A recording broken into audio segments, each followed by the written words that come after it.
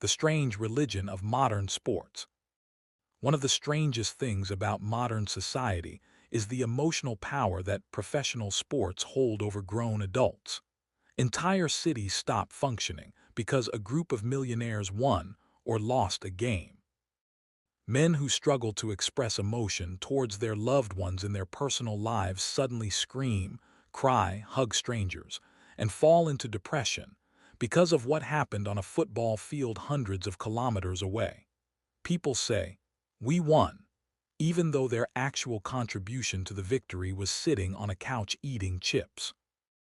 At first glance, sports fandom seems harmless.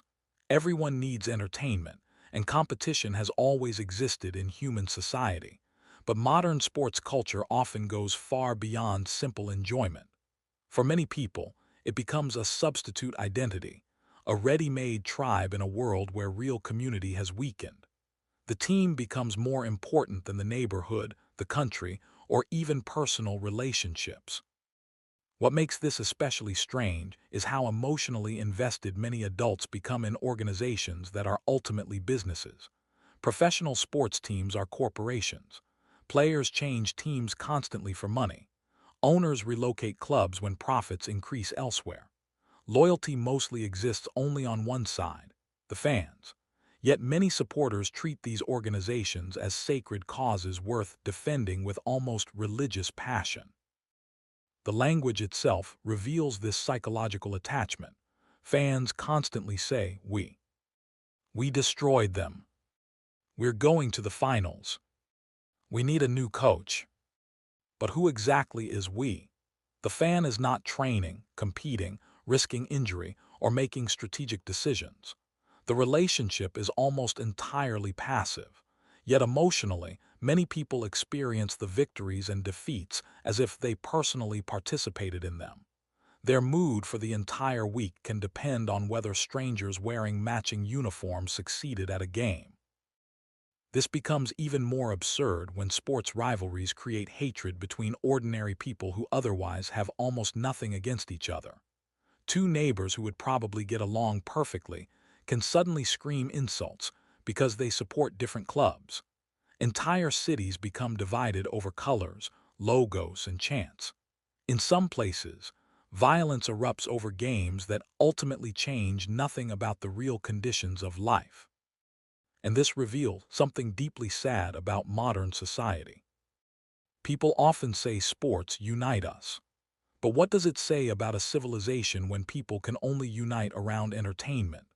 Neighbors cannot calmly discuss the future of their town, corruption, education, wages, housing, or the direction of their country without descending into bitterness and hostility.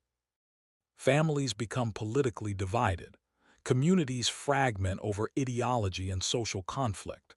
Yet suddenly, when men wear the same colored jerseys, everyone hugs each other and chants in harmony. It is difficult not to see something tragic in that. A person may refuse to listen seriously to his neighbor's concerns about the economy, his community, or the future of his children. But if both support the same football club, they instantly become brothers. Shared team colors succeed where shared humanity fails. In many ways, sports fandom exposes how desperate modern people are for belonging and collective identity.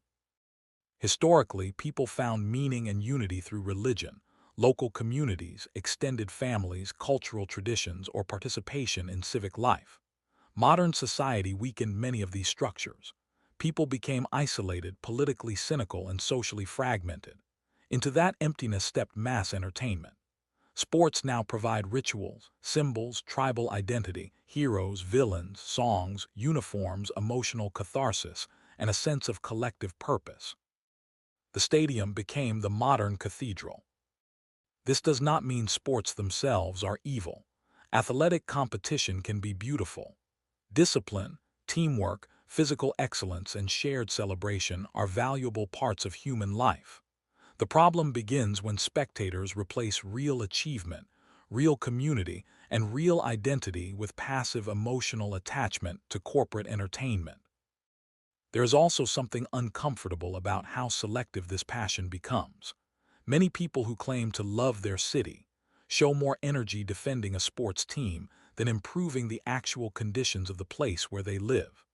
They know every player statistic but not the names of local officials. They spend hours arguing online about transfers and referees while ignoring problems directly affecting their own communities. Modern sports culture often functions as emotional theater, intense feelings directed towards safe and socially approved outlets that require little personal risk or responsibility. Supporting a team creates the illusion of participation in something meaningful without demanding the sacrifices that real civic engagement requires. And perhaps that is why sports remain so powerful. In a lonely and fragmented society, they provide one of the last experiences where people feel connected to something larger than themselves. The chants, the crowds, the shared victories, these create a temporary sense of unity that many people no longer find elsewhere. But there is still something melancholic about the fact that team colors can unite people more easily than shared citizenship, shared culture, or shared responsibility for the future.